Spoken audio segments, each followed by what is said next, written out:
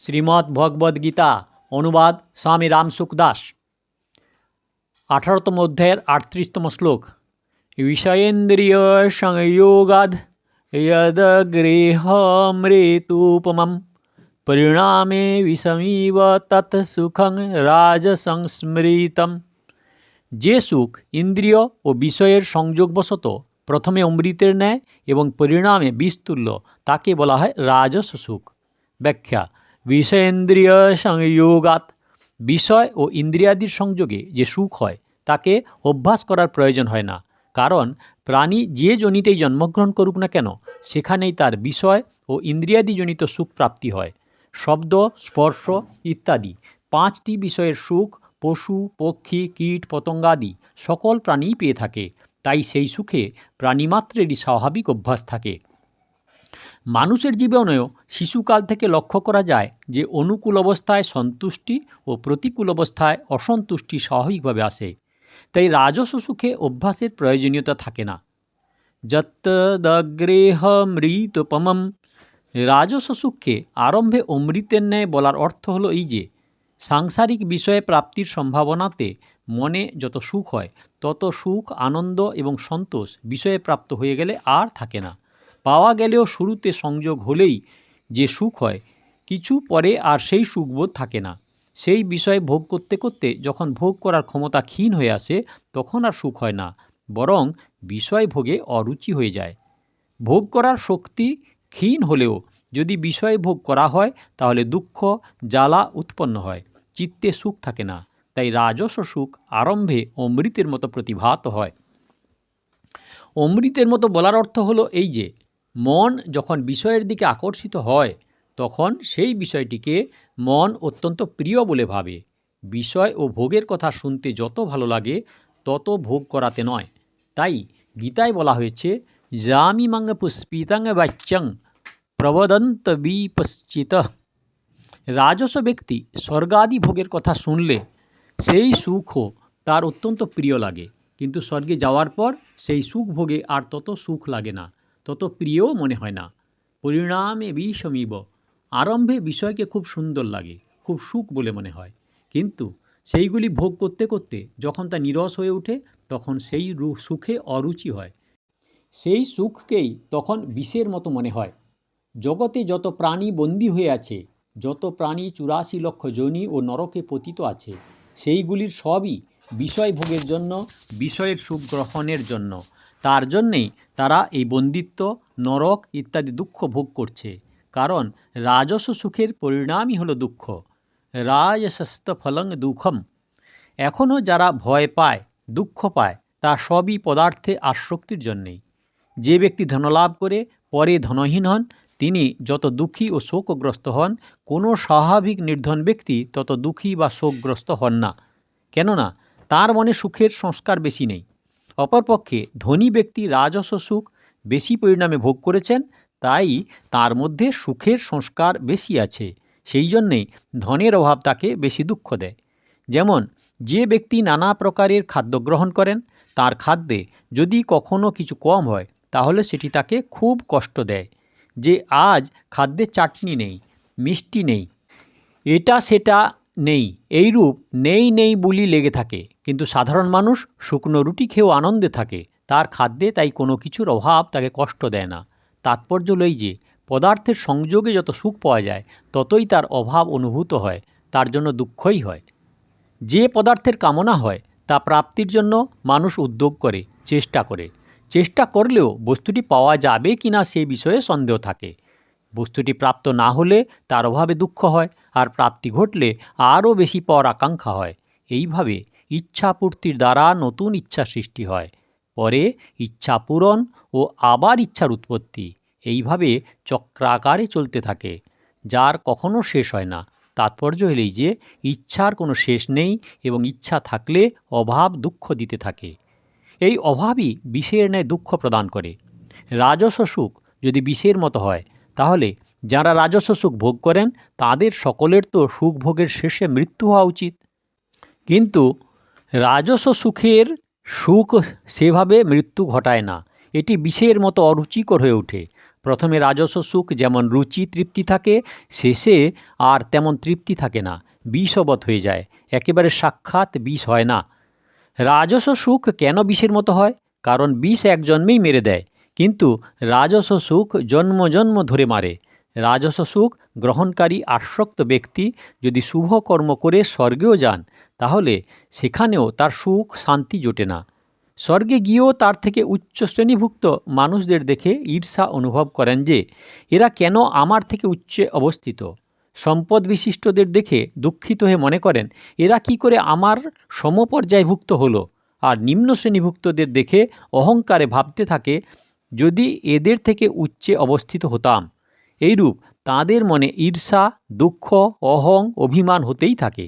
তাহলে তাদের মনে সুখই কোথায় আর শান্তিই বা কোথায়? শুধু তাই নয়, পুণ্য ক্ষীণ হলে তাকে পুনরায় ইহজগতে আসতে হয়। ক্ষীণে পুণ্যে মর্তালোক বিশান্তি। ইহজগতে এসে আবার শুভকর্ম করে স্বর্গে যান। এইভাবে তারা জন্ম মৃত্যুচক্রে আবর্তিত হতে থাকেন। গতাগতং কাম কামালভন্তে। যদি আসক্তিবশত পাপ কর্মে ব্যাপৃত হন, তাহলে পরিণামে 84 লক্ষ যোনি এবং নরকে গমন করে না জানি কত জন্ম তাকে জন্ম মরণ চক্রে আবর্তিত হতে হয়, যার কোনো শেষ নাই। সেই জন্য এই সুখকে বিষবৎ বলা হয়েছে। তৎ সুখং রাজসং স্মৃতম। সাত্ত্বিক সুখের কথা 37তম শ্লোকে প্রোক্তম পদে বলা হয়েছে, কিন্তু রাজস্ব সুখের কথায় এই স্থানে স্মৃতম পদটি বলার তাৎপর্য হল যে মানুষ আগেও রাজস্ব সুখের ফল হিসাবে দুঃখ ভোগ করেছে, কিন্তু আসক্তিবশত সে পুনরায় সংযোগের দিকে লালসাগ্রস্ত হয়ে উঠেছে, কারণ তার উপর সংযোগের প্রভাব পড়েছে এবং সে পরিণামের প্রভাবকে স্বীকার করে না। যদি সে পরিণামের কথা চিন্তা করে, তাহলে সে আর এই রাজস্ব সুখের ফাঁদে পড়ে না। স্মৃতিশাস্ত্র পুরাণাদিতে এমন বহু কাহিনী আছে যাতে মানুষ রাজস্ব সুখের জন্য যে কত দুঃখ পেয়েছে তা বলা আছে। সেই কথা স্মরণ করানোর জন্যই স্মৃতম পদটি উল্লিখিত হয়েছে। যাদের বৃত্তি যত সাত্ত্বিক, তারা ততই বিষয়ের পরিণাম চিন্তা করেন, তৎকালীন সুখের দিকে দৃষ্টি দেন না। কিন্তু রাজসী বৃত্তিসম্পন্ন ব্যক্তি পরিণাম চিন্তা করেন না, তাদের বৃত্তি তাৎকালিক সুখের দিকে থাকে, তাই তারা সংসারে আবদ্ধ হন। রাজস্ব ব্যক্তির বর্তমান সাংসারিক সম্বন্ধ ভালো মনে হলেও পরিণামে তা হানিকারক হয়। ये हि সংস্পর্শজা ভোগ দুঃখ যৌনম এবতে। সুতরাং সাধকের রাজস্ব সুখে আবদ্ধ না হয়ে সংসারে বিরক্ত হওয়া উচিত। শ্লোক নাম্বার 39। यदग्रे चानुबन्धे च सुखं मोहनमात्मनः निद्रालस्य प्रमादत्थं तत्तामसमुदाहृतम्। নিদ্রা, আলস্য ও প্রমাদ, কর্তব্য বিস্মৃতি থেকে উৎপন্ন যে সুখ আরম্ভে এবং পরিণামেও মোহাচ্ছন্ন করে রাখে তাকে বলা হয় তামস সুখ। ব্যাখ্যা: নিদ্রালস্য প্রমাদদত্থং। যখন আসক্তি অত্যাধিক হয় তখন তা তমগুণের রূপ ধারণ করে, তাকেই বলে মোহ। এই মোহের জন্যই মানুষের অধিক নিদ্রা যেতে ভালো লাগে। যারা অধিক নিদ্রা যায় তাদের গাঢ় নিদ্রা হয় না। নিদ্রা গাঢ় না হলে তন্দ্রা ও স্বপ্ন বেশি হয়। তন্দ্রা ও স্বপ্নে তামস ব্যক্তিদের অনেক সময় নষ্ট হয়, কিন্তু তারা তাতেই সুখ পায়। সেই জন্য এই সুখকে বলা হয় নিদ্রা হতে উৎপন্ন সুখ। তমগুণ যখন অত্যন্ত বেড়ে যায় তখন বৃত্তিগুলি ভারী হয়ে ওঠে এবং সে আলস্যে সময় নষ্ট করে। প্রয়োজনীয় কাজ এসে গেলেও সে বলে পরে করব, এখন বিশ্রাম করছি। এইরূপ আলস্য অবস্থাই তার কাছে সুখের বলে মনে হয়। কিন্তু নিষ্কর্মা থাকায় তার ইন্দ্রিয় ও অন্তঃকরণে শৈথিল্য আসে। মনে নানা রকম বাজে চিন্তা হতে থাকে, আর অশান্তি, শোক, বিষাদ, চিন্তা, দুঃখ হতে থাকে। এর থেকেও যখন তমগুণ আরও বৃদ্ধি পায় তখন মানুষ প্রমাদে কাল কাটায়। প্রমাদ দুই প্রকারের হয়, নিষ্ক্রিয় প্রমাদ ও সক্রিয় প্রমাদ। ঘর, সংসার, শরীর ইত্যাদি আবশ্যকীয় কর্ম না করে নিষ্কর্ম হয়ে থাকাকে বলা হয় নিষ্ক্রিয় প্রমাদ। ব্যর্থ কাজ করা, দেখাশোনা, চিন্তা করা ইত্যাদি। বিড়ি, সিগারেট, মদ, তামাক, খেল, তামাশা ইত্যাদি দুর্বাসনে মগ্ন থাকা এবং চুরি, ডাকাতি, মিথ্যাচার, বেইমানি, ব্যভিচার, অখাদ্য ভক্ষণ ইত্যাদি দুরাচারে ব্যাপৃত থাকাকে বলা হয় সক্রিয় প্রমাদ। প্রমাদের জন্য তামস ব্যক্তিরা নিরর্থক সময় নষ্ট করে এবং ছল কপট বেঈমানি এইসব করাতে সুখ পায়। যেমন যারা কাজ করে তারা পয়সা মজুরি বা বেতন পুরো নিয়ে নেয়, কিন্তু কাজ পুরো এবং সুচারুরূপে করে না। চিকিৎসকেরা রোগীদের ঠিকমতো চিকিৎসা করেন না, যার ফলে তাদের বারংবার পয়সা খরচ করে আসতে হয়। গোয়ালারা অধিক লাভের আশায় দুধে জল মেশায়, টাকা বেশি দিলেও তারা জল মেশানো বন্ধ করে না। এইরূপ পাপ প্রমাদে এদের ভীষণ নরকে গমন করতে হয়। তমগুণী প্রমাদ বৃত্তির যখন উদয় হয় তখন তা সত্যগুণের বিবেকবোধকে আবৃত করে, এবং যখন তমগুণের নিদ্রা আলস্য বৃত্তি দেখা দেয় তখন তা সত্যগুণের প্রকাশকে আবৃত করে রাখে। বিবেক আবৃত হলে প্রমাদ উৎপন্ন হয়, আর প্রকাশ আবৃত হলে আলস্য নিদ্রা ইত্যাদি আসে। তামস ব্যক্তিরা নিদ্রা, আলস্য ও প্রমাদ এই তিনটিতে সুখ পায়, তাই এই তিনটি থেকে তামস সুখ উৎপন্ন হয় বলে বলা হয়েছে। বিশেষ কথা, প্রকৃতি ও পুরুষ এই দুই অনাদি এবং এরা দুটি। এই পৃথকত্বের বিবেক ও ভাবনাও অনাদি। এই বিচার পুরুষের মধ্যে থাকে, প্রকৃতিতে নয়। পুরুষ যখন এই বিচার ভাবনার অমর্যাদা করে অবিবেচনার জন্য প্রকৃতির সঙ্গে সম্পর্ক স্থাপন করে, তখন এই সম্পর্কের জন্য পুরুষের মধ্যে আসক্তি উৎপন্ন হয়। আসক্তি যখন সূক্ষ্মাকারে থাকে তখন বিবেক প্রবল থাকে। আসক্তি যখন বৃদ্ধি পায় তখন বিবেক অবদমিত হয়, দূর হয় না। আবার বিবেক যদি জাগ্রত হয়ে ওঠে তাহলে আর আসক্তি থাকে না, আসক্তি দূর হয়ে যায় এবং সেই আসক্তি বর্জিত পুরুষকে মুক্ত বলা হয়। এই আসক্তির জন্য মানুষ প্রকৃতিজনিত সুখে আসক্ত হয়। সেই আসক্তি থাকাকালীন মানুষ যখন কোনো কারণবশত সাত্ত্বিক সুখ লাভ করতে চায় তখন রাজস ও তামস সুখ পরিত্যাগ করতে কষ্ট হয়। যত্তদগ্রে বিষমীব, কিন্তু যখন আসক্তি দূর হয় তখন সেই সুখ অমৃতবৎ হয়ে ওঠে। পরিণামেহ মৃতোপমম। আসক্তিবশত রজগুণের সুখগুলিকে আরম্ভে অমৃতের ন্যায় মনে হয়, কিন্তু পরিণামে সেই সুখী প্রাণীদের বিশেষ ন্যায় অনিষ্টকারক ও মহা দুঃখের কারণ হয়ে ওঠে। প্রকৃতিজনিত সুখের প্রতি আসক্তি থাকলে দুঃখ পরম্পরায় কোনো অন্ত হয় না। এই আসক্তি যখন তমগুণের রূপ ধারণ করে তখন মানুষের বৃত্তিগুলি ভারী হয়ে ওঠে। তখন মানুষ নিদ্রা ও আলস্যে সময় নষ্ট করে এবং অবশ্য কর্তব্যে বিমুখ হয়ে অকর্তব্যে ব্যাপৃত হয়। কিন্তু তামস ব্যক্তিরা এতেই সুখ অনুভব করে, তাই তামস সুখ আদি ও অন্তে মোহগ্রস্তকারী হয়। 2. যা প্রতি মুহূর্তে নাস্তির দিকে যাচ্ছে, যেটি আসলে নেই, কিন্তু যে নেইকে প্রকাশিত করে এবং তার আধার সেটি প্রকৃতপক্ষে আছে তত্ত্ব। এই তত্ত্বকেই বলা হয় সচিদানন্দ। নিরন্তর অস্তিত্ব সম্পন্ন বা সত্তারূপে বিরাজ করায় একে সৎ বলা হয়। জ্ঞান স্বরূপ হয় একে বলা হয় চিৎ, এবং আনন্দ স্বরূপ হয় একে বলা হয় আনন্দ। তাই সচিদানন্দ পরমাত্মার অংশ বলেই প্রাণীরাও সচিদানন্দ স্বরূপ। কিন্তু প্রাণী যখন অসৎ বস্তুর আকাঙ্ক্ষা করে যে অমুক বস্তু যেন আমি প্রাপ্ত করি, তখন এই আকাঙ্ক্ষাতে সতই আনন্দ ঢাকা পড়ে যায়। যখন অসৎ বস্তুর আকাঙ্ক্ষা দূর হয় তখন সতই স্বাভাবিক সুখ প্রকটিত হয়। নিত্য বিরাজিত যে সুখ রূপ তত্ত্ব, তাতে যখন সাত্ত্বিকী বুদ্ধি লীন হয় তখন বুদ্ধিতে স্বচ্ছতা ও নির্মলতা আসে।